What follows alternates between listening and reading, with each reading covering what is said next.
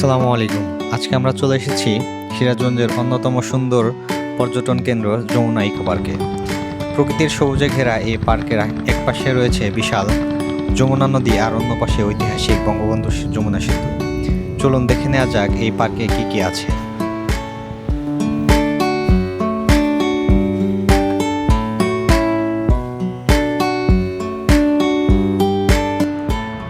Jamuna eco park সিরাজগঞ্জের একটি জনপ্রিয় বিনোদন কেন্দ্র। এখানে রয়েছে বিশাল সবুজ এলাকা, হাঁটার পথ, বসার জায়গা এবং পরিবারের সঙ্গে সময় কাটানোর দারুণ পরিবেশ। বিশেষ করে বিকালের সময় এখানকার সৌন্দর্য আরও বেড়ে যায়।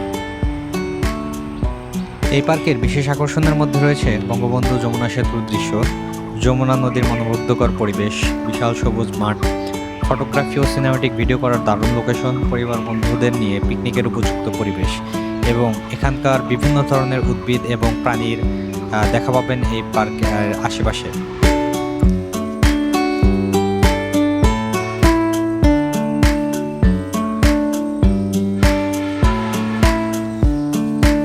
যমুনা ইকো পার্কে ঘোরাঘুরি শেষ করে আমরা চলে যাচ্ছি সিরাজগঞ্জ শহরে। সেখানে দুপুরের খাওয়া দাওয়া সেরে তারপর বের হব সিরাজগঞ্জের ক্লোজার এবং সিরাজগঞ্জের ক্রসবার 3-এর উদ্দেশ্যে। আমরা দুপুরে খাবার শেষ করে চলে আসলাম সিরাজগঞ্জের সুন্দর একটি জায়গায় ক্রসবার 3-এ। এই ক্রসবার 3-এ আসার উপযুক্ত সময় বিকেলে, অর্থাৎ সন্ধ্যার একটু আগে, কারণ দুপুরবেলা অথবা সকালবেলা যখনই আসবেন তখন প্রচণ্ড রোদের তাপ এবং গরম থাকবে।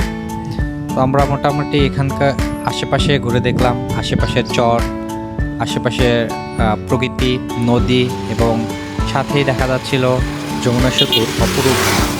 তারপর আমরা সেখানে কিছুক্ষণ সময় কাটাই এবং সন্ধ্যা হয়ে এলে বাসার উদ্দেশ্যে রওনা দিই। বাসায় যাওয়ার পথেই বৃষ্টির কারণে আটকে যাই সিরাজগঞ্জ ফুড ভিলেজে।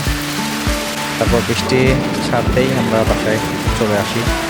আজকের ভিডিওটি এখানে শেষ করছি। দেখা হচ্ছে পরবর্তী কোনো নতুন ভিডিওতে। ধন্যবাদ।